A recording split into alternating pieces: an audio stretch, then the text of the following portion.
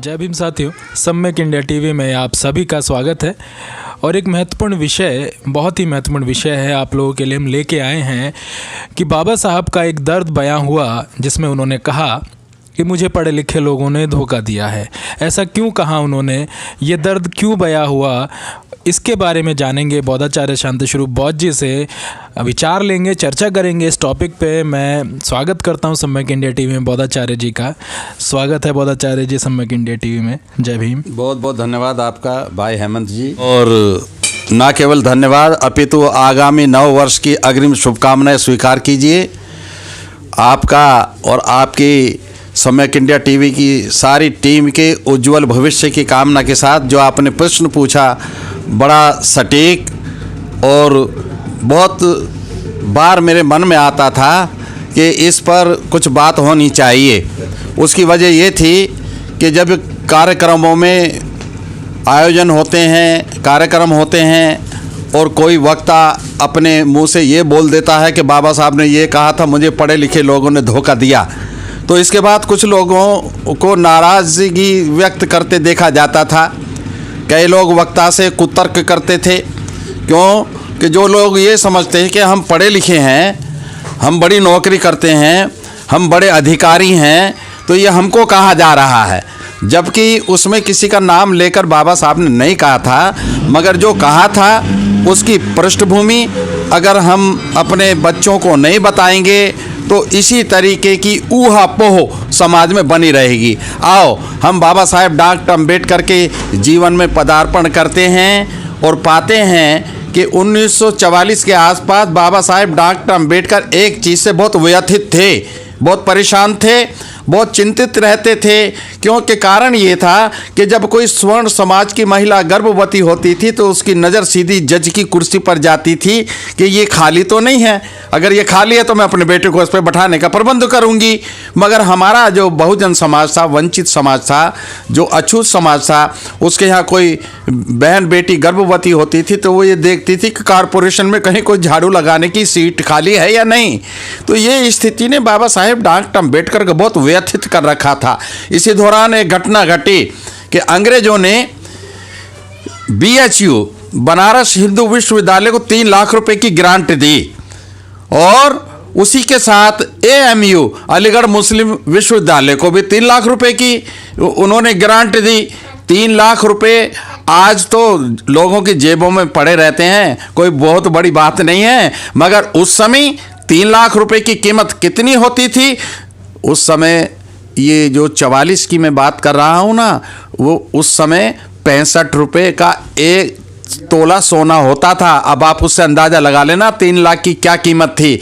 तो बाबा साहेब डॉक्टर अम्बेडकर ने जब ये दोनों समाचार सुने, बनारस हिंदू विश्वविद्यालय के, अलीगढ़ मुस्लिम विश्वविद्यालय की, उनकी नींद हराम हो गई। उन्होंने कहा कि जब इनको ये ग्रांट दी जा सकती है तो मेरे समाज को क्यों नहीं। तो उन्होंने लॉर्ड लिथगो, जो उस समय गवर्नर थे, उनके सामने अपनी दरखास्त लगाई कि सर, जब आप मुसलमानों के लिए एक स्पेशल फंड क्रिएट कर सकते हैं, हिंदुओं के लिए आप एक विशेष पैकेज प्रदान कर सकते हैं, तो हम अछूतों के लिए क्या, उनके लिए भी तो कुछ कीजिए ना।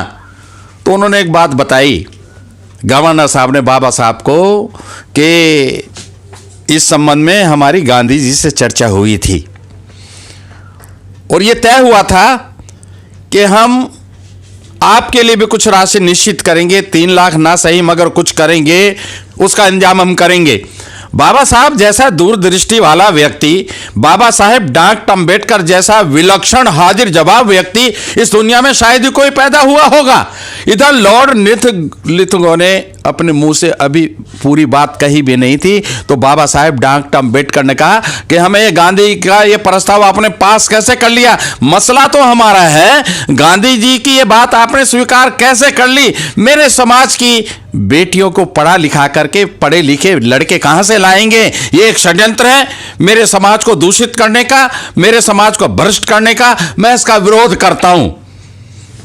तो लॉर्ड लिथगो ने कहा तो फिर इसका मसला क्या हो सकता है। कहने लगा आप एक बात बताएं मुझे, आप क्या समझते हैं। कहले मैं आपको बहुत लर्नेड, बहुत विद्वान, बहुत दूरदृष्टि वाला बहुत बड़ी योग्यता वाला मानता हूं, तो आप मुझे ये मानते हैं कि मैं 500 ग्रेजुएट के बराबर अकेला हूं? कहला हाँ ऑफ कोर्स, व्हाई नॉट, मैं तो आपको मानता हूं। कहने लगा आज मेरे पास वो योग्यता है कि आप मुझे सरकार के किसी भी मुश्किल से मुश्किल बड़े से बड़े पद पर आसीन कर दो, मैं उस पर खरा सिद्ध होकर के दिखाऊंगा। ऐसा ही मैं अपना समाज चाहता हूं, ऐसे ही मैं अपने बच्चे चाहता हूं। तो उन्होंने कहा गवर्नर साहब ने बाबा साहेब डॉक्टर अम्बेडकर से, तो फिर बताइए हम क्या करें? कि आप एक काम कीजिए, मेरे समाज के बच्चों को अब सरकारी खर्चे से आप विलायत में ऊंची शिक्षा प्राप्त करने के लिए भेजने का इंतजाम करें। लॉर्ड लिलिथ को बाबा साहेब डॉक्टर अम्बेडकर के सामने क्या बोलते, उन्होंने कहा ओके डन, हो गया, प्रस्ताव पास हो गया। एक प्रस्ताव बना कि भारतवर्ष के अछूत छात्रों को इंग्लैंड में सरकारी खर्चे से पढ़ने को भेजा जाएगा। उस स्कीम का नाम कोलंबो प्लान रखा गया। 1944 में एक बैच गया 15 छात्रों का, और 1946 में दूसरा बैच गया 16 छात्रों का। ये 31 छात्र बाबा साहेब डॉक्टर अम्बेडकर की रिकमेंडेशन, बाबा साहेब डॉक्टर अम्बेडकर की सिफारिश, बाबा साहेब डॉक्टर अम्बेडकर की अनुशंसा के तहत इन 31 छात्रों को इंग्लैंड में सरकार के खर्चे से अछूत छात्रों को पढ़ने के लिए भेजा गया। दुखद यह है कि बाबा साहब डॉक्टर अम्बेडकर ने बाहर उनको भेजते वक्त ये कहा था कि देखो तुम्हारा एक पैसा नहीं लग रहा, मगर तुम वहाँ से जो पढ़कर आओगे बिल्कुल ऐसे ही पढ़कर आओगे जैसे कि ऊंची जाति के बड़े बड़े विद्वान, बड़े बड़े धनाढ्य, बड़े बड़े उद्योगपतियों के बच्चे पढ़ करके आते हैं। अब आप एक काम करना, जब वहाँ से काबिल बन के आ जाओ, अच्छी आप पोस्ट पालो, तो अपने समाज का भी ध्यान रखना, उनकी गरीबी दूर करने का, उनकी अज्ञानता दूर करने का, उनके असंगठन को दूर करने के काम में लगना। सब ने कहा बाबा साहेब डॉक्टर अम्बेडकर आप हमें भेज कर को देखो, हम वहाँ से आते ही इस काम में जुट जाएंगे। बाबा साहेब डॉक्टर अम्बेडकर की ये पीड़ा थी कि वो जो 31 छात्र बाहर से पढ़ कर के आए, उनमें से 31 में से 2 आदमी का तो नाम मुझे मालूम है। एक का नाम था NGO के, जो IAS थे, और यहाँ हमारे दिल्ली में उन्होंने सारी जिंदगी नौकरी की और यहीं वसंत कुंज में वो रहे। उन्होंने अपना सारा जीवन बाबा साहेब डॉक्टर अम्बेडकर के सारे संगठनों को दिया। एक नाम और मेरे संज्ञान में आया है, जो रत्नाकर गायकवाड़ जी हैं, महाराष्ट्र की एक बहुत बुलंद शख्सियत हैं। उनके पिताजी भी उस ग्रुप में गए थे। एक आध व्यक्ति और हो सकता है। एक बात और यहाँ पर याद रखनी है कि खोबरा गढ़े साहब, जो बाद में बाबा साहब के बाद रिपब्लिकन पार्टी से जुड़े थे, वो भी गए थे, मगर वो तो संपन्न व्यक्ति थे, उनका परिवार भरा पूरा परिवार था, किसी प्रकार की आर्थिक उनके सामने समस्या नहीं थी, वो अपने खर्चे से पढ़ने गए थे, मगर फिर भी वो समाज के काम में जुटे थे। बाबा साहेब डॉक्टर अम्बेडकर ने क्या देखा, अपने उन बच्चों को, जिन्हों को उन्होंने अपनी जिंदगी की सारी काबिलियत लगाकर अपनी तर्क शक्ति से गवर्नर को इस बात के लिए सहमत किया कि इन बच्चों को सरकारी खर्चे से पढ़ने के लिए बाहर भेजिए। उन बच्चों ने क्या किया, वहाँ से वो बच्चे जब भारतवर्ष में आए, वो सारे के सारे मंदिर बनाने में लग गए। वो सारे के सारे उन्हीं सब प्राचीन कर्म कांडों में लग गए जो हमारे पतन के कारण है, जो हमारी दुरावस्था के कारण है, जो हमारी फटे हाल होने के कारण है। तो बाबा साहेब डॉक्टर अम्बेडकर का मन रो उठा, टूक टूक हो गया उनका मन। तो उन्होंने बड़े दुखी मन से कहा था कि ये नालायक लोग, ये पढ़े लिखे लोग, इन्होंने मेरे जैसे आदमी को धोखा दिया। ये कारण था उनको ये कहने का कि मुझे मेरे समाज के पढ़े लिखे लोगों ने धोखा दिया। वो समाज के ना हुए, वो समाज के ना हुए, वो दुश्मनों के काम आए। मगर एक चीज याद रखना, ये जो कोलंबो प्लान था, राजा जी जानते हैं ना, सी राजगोपालाचारी, पूरा नाम है चक्रवर्ती राजगोपालाचारी, तमिलनाडु के थे और गांधी जी के समधी थे। उनको पहला गवर्नर बनाया गया। जब ट्रांसफर ऑफ पावर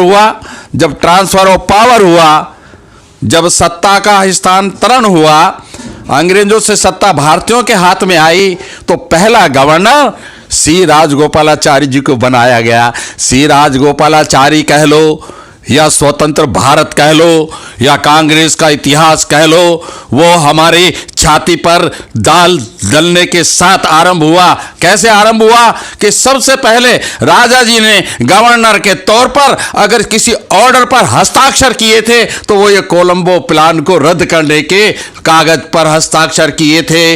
बड़ी दुखद कहानी है, इनको याद करते हैं तो कलेजा मुंह को आता है। बच्चों, अपने इतिहास को जानो और कोई बात बाबा साहेब डॉक्टर अम्बेडकर के जीवन से बताई जाती है उसको समझने का प्रयास करो, उसकी गहराई में जानने का प्रयास करो और उसको सही दिशा में प्रचारित करने का प्रयास करो। आज बाबा साहेब डॉक्टर अम्बेडकर ने जब कहा था ना 1946 में कि मुझे पढ़े लिखे लोगों ने धोखा दिया, आज हम 2019 में कह रहे हैं इस समाज को अनपढ़ लोगों ने, कम पढ़े लिखे लोगों ने और निर्धन लोगों ने अपनी जान की बाजी लगाकर बाबा साहेब डॉक्टर अम्बेडकर के आंदोलन को मजबूत करने का काम किया। मगर इस समाज से गद्दारी अगर किसी ने की, दगाबाजी अगर किसी ने की, इस समाज की कमर में अगर खंजर किसी ने घोंपा तो वो पढ़े लिखे लोगों ने घोंपा।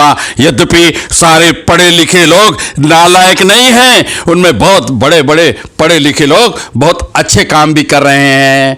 तो साथियों, आज जो इस सम्यक इंडिया टीवी का मैं आभारी हूं कि उन्होंने एक ऐसे अछूते विषय पर विचार ले लिए जिसके वास्तव में ही समाज में घर घर तक जाकर प्रचार करने की आवश्यकता है।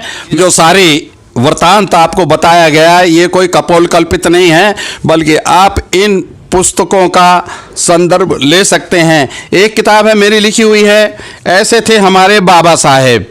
एक किताब बाबा साहेब डॉक्टर अम्बेडकर के one of the best associate, जिनका नाम शंकरानंद शास्त्री जी था, ये किताब उनकी लिखी हुई है। और एक किताब, ये सारी जानकारियाँ जो हमें मिलती हैं हमारे ज्ञान के स्रोत भाई विजय सुरवड़े जी जो बम्बई निवासी हैं, उनकी ये एक भारतवर्ष की बाबा साहब की सबसे पहली सबसे बड़ी फ़ोटो एल्बम है। और इस एल्बम में उन सेकंड बैच के 16 स्टूडेंट्स का जो दलित थे, इंग्लैंड पढ़ने गए थे, उनका इसमें ये फ़ोटो भी दिया गया है। ये प्रमाणिक जानकारियां हैं और इन सब के नाम इसमें दिए हैं, इन सब के नाम इसमें दिए हैं। ओके, इसके अलावा ये जो सेकंड बैच के 16 छात्र थे उनके नाम क्या क्या थे, यदि श्रोतागण थोड़ी रुचि रखते हैं जानने में तो मैं बता सकता हूँ। इसी किताब में ये नाम और ये फ़ोटो हमने लिए हैं। इनमें थे kolata Randev Singh Chaudhary Ray, PK Kayal, MA Kamle, SV Gaikwad and MR Borde, NG Oke, MN Wankhede, DS Jejurikar, TB Awale, LR Behera, YC Gaikwad, Siddharth Mulhari Dikhle, AR Kayal, VB Kadam and BD Khobragade इसमें है, मगर वो अपने खर्चे से गए थे। तो ये जो जानकारियां हैं इन पुस्तकों से हैं। आप भी, हमारे जितने भी श्रोता हैं और वो इसको पढ़ सकते हैं। मुझे बहुत अच्छा लगता है जब हमारे व्यूअर, दर्शक कोई कमेंट डाल करके कुछ जानना चाहते हैं, तो ये भी हमें जो जानकारी देने का अवसर मिला है, ये एक हमारे सुधी श्रोता की शंका के समाधान के रूप में हमने ये जानकारी प्रस्तुत की है। उम्मीद है आपको पसंद आएगी, ज्ञानवर्धन करेगी, समाज में क्लियरिटी लाने का काम करेगी। मैं इन्हीं शब्दों के साथ मैं सम्यक टीवी इंडिया के लिए एक बार और धन्यवाद करता हूं और सबको बहुत सम्मान के साथ अपने श्रोताओं को कहता हूं, जय भीम, जय संविधान, जय भारत। बहुत बहुत साधुवाद बोधाचार्य जी, बहुत ही सुंदर तरीके से हमें बताया, बहुत ही अच्छा ज्ञानवर्धन किया हमारा। और ये वीडियो महत्वपूर्ण है। आप सभी से निवेदन है कि आप सभी इसे ज़्यादा से ज़्यादा शेयर कीजिए, चैनल पे अपने अमूल्य कमेंट कीजिए, चैनल पे नए हैं चैनल सब्सक्राइब कीजिए, लाइक कीजिए। जय भीम, जय भारत।